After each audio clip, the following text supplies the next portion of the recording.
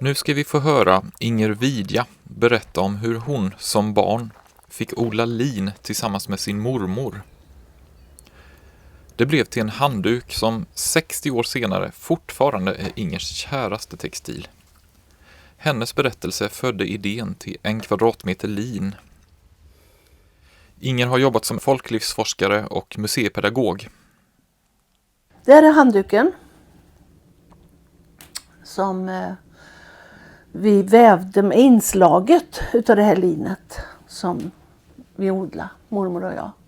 De bodde i ett stort gammalt hus som har gått i släkten i flera generationer. Och där fanns ju massa gamla saker ute på vindskontoren som de kallar det. Och en nyfiken unge i 5-6 års åldern som hade börjat upptäcka lite mer än bara det vardagliga, så gick jag ju och tittade på alla de här sakerna och undrade vad det var. Det var mycket linberedningsredskap. Bråker och häckler och allt möjligt konstigt. Och den där bråkan, den sa mormor att du får akta dig för den där, för den kan du knäcka fingrarna på, sa hon, om du är ovarsam. Men vad är det då, frågar jag. Vad gör man med det? Det ska du få reda på tids nog, sa mormor. Och jag visste när hon sa så att då hade hon inte tid just då, men jag skulle få reda, för hon höll alltid vad hon lovade. Sen när våren kom, då tog hon en spade och så gick vi ut och så grävde vi upp ett land. Och så skulle vi så lin.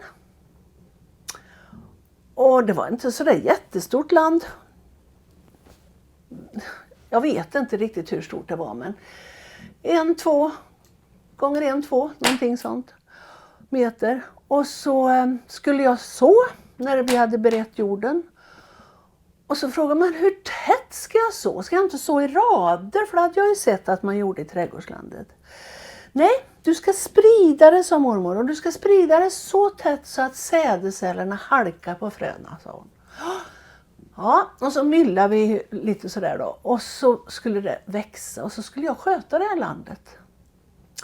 Och så började det ju gro och det växte och jag gick och tittade på det här landet och det var ju så mysigt. Och sen en vacker dag så var det alldeles blått. Och då stod det ju i blom. Och det var så vackert, tyckte jag. Ja, så kom ju då sensommaren och det började gulna lite underifrån. Nu, sa mormor, nu är det nog snart dags att nu ska vi snart skörda linet. Och då hade det blommorna, de hade ju gått över och blivit små frökapslar. Som skallrade lite sådär, eller rassla när jag drog över det. Och det var så spännande allting. Och så tog hon fram en linkrok. Det ser ut som en skära som man skar säd med för, fast helt mjuk i kanterna. Rundjärn kan man säga, fast lite spetsigare i ena ändan. Och så tog hon en näve och så tog hon kroken alldeles ner vid jorden och så ryckte hon upp då. Samtidigt som hon ryckte med handen. Så fick jag fortsätta sen hon hade visat. För att man skulle få med så mycket som möjligt, lärde hon mig. Rötter och allt, så att fibrerna skulle bli så långa som möjligt. Ja, så buntade vi ihop det i små knippen. 2 och 2. Och så hängde vi över något staket. Och så fick det hänga där och torka. Och ja, sen kom det ju, vi skulle repa linet, sa mormor. Och då tog hon fram någon gammal linfrörepa, handsmidd gammal historia som var uppe på ett av de här kontoren. Och de här ska vi spara nu, sa mormor, för de ska vi ha så vi kan så nästa år. Och så kanske blir lite över så vi kan ha i maten med. Ja. Och sen följde ju då den här konstiga proceduren med rötning. Och vi rötade på land. Och vände med en gammal räfsa mormor hade. Och så kom jag ihåg. Och så ja, skulle vi kolla då när det var färdigrötat. Och när detta var gjort så skulle det torkas igen. Men nu hade ju inte mormor någon brötegrav eller lingrop eller linbastu, utan vi fick ju torka det så gott vi kunde på logen. För de hade ju ett litet jordbruk, mormor och morfar, så att det var ju fullt utrustat med olika jordbruksredskap och bordar.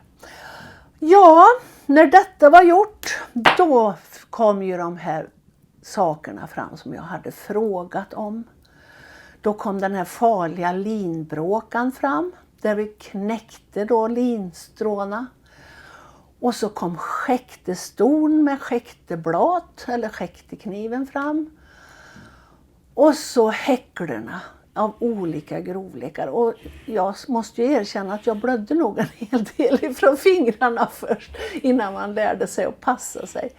Så det var ju från grövsta häcklan till den finaste. Och så hade vi lintåger. Och det var ju så spännande. Och så hade vi möler, kallades det.